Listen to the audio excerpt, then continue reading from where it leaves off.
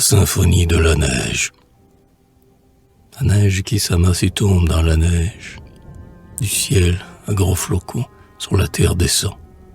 Et, comme pour les pas d'un triomphal cortège, son glorieux tapis rayonne éblouissant. D'autres regretteront, devant cette richesse, les pourpris que l'aurore arrose de ses pleurs, le gazon aplani pour des pieds de duchesse, et le rose pointant des oiseaux et des fleurs.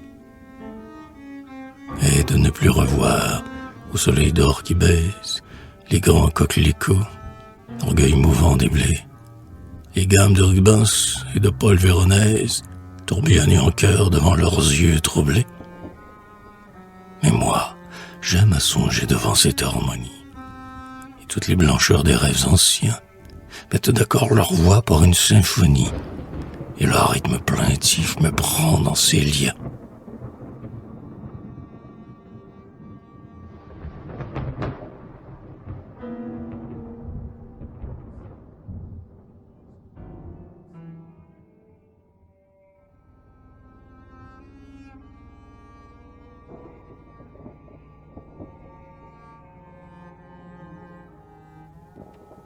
C'est dans le molle oubli d'un ciel douteux et pâle, qui donne à toute chose un prestige charmant, et qui passe en douceur le duvet et l'opale, que le drame du jour s'agite vaguement.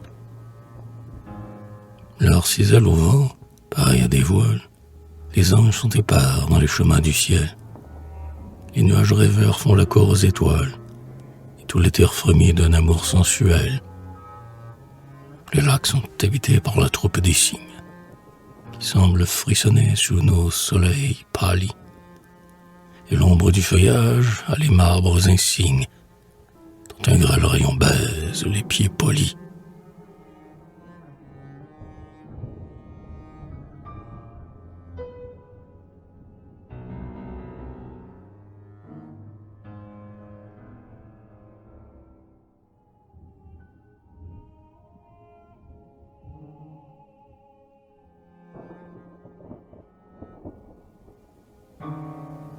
Ces filles de la Grèce aux allures profanes, écartant en riant les cheveux du boulot, et, cherchant le repos dans les flots diaphanes, l'escalier des palais blanches, son pied dans l'eau.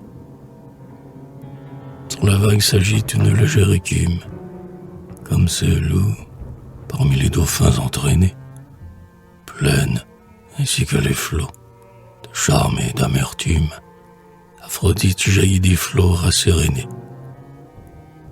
Dans la conque de nacre, avec ses pieds timides, vierge elle caressait les grâces et les jeux. Et les purs diamants et les perles humides ruisselaient de sa bouche et de ses blancs cheveux. Voici les bois sacrés à la mélancolie, où, mêlant la brise un murmure confus, l'oranger, le laurier, la myrte d'Idalie accueille mille oiseaux dans ses dômes touffus.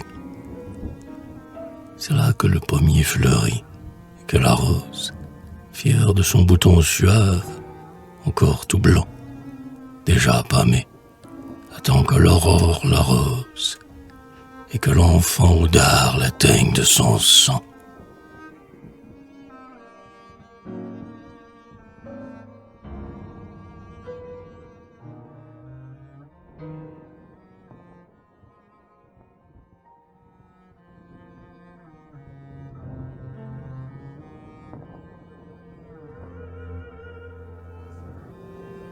En cavalcade, au long des terrasses de briques, des dames, dont Zéphyr baise le front mi-teint, avec des cavaliers au sourire lubrique, passent dans leurs habits d'hermine et de satin. Les pages, les muguets langoureux et bravaches, et les belles de cour, aux cheveux crispelés, font briller dans la nuit, sous d'insolents panaches, les fronts de leurs chevaux d'une flamme étoilée. La nappe encore vierge est mise pour l'orgie, et les flacons d'argent brillent sur le dressoir, tandis qu'à la fenêtre, avec sa main rougie, Elvire désolée agite son mouchoir. Et dans l'ombre, un fuyard qu'une autre ombre accompagne, les cheveux hérissés par le vent qui les suit, rageant ses compagnons dans l'immense campagne, au galop d'un coursier sombre comme la nuit.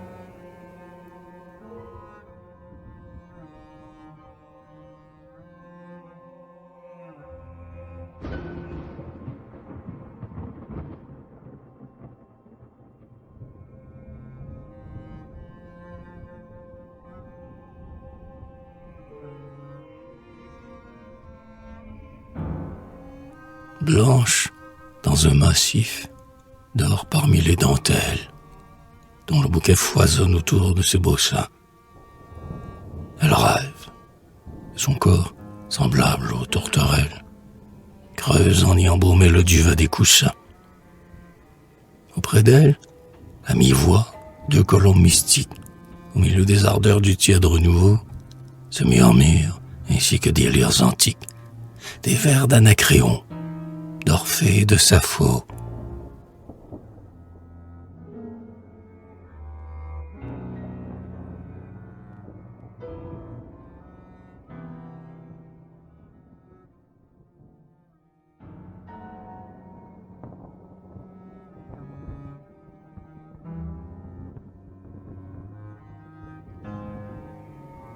Ainsi la rêverie en mon âme s'épanche, et, le front caressé par ses folles fraîcheurs, j'entends s'épanouir en moi, divine blanche, l'accord mélodieux de toutes les blancheurs.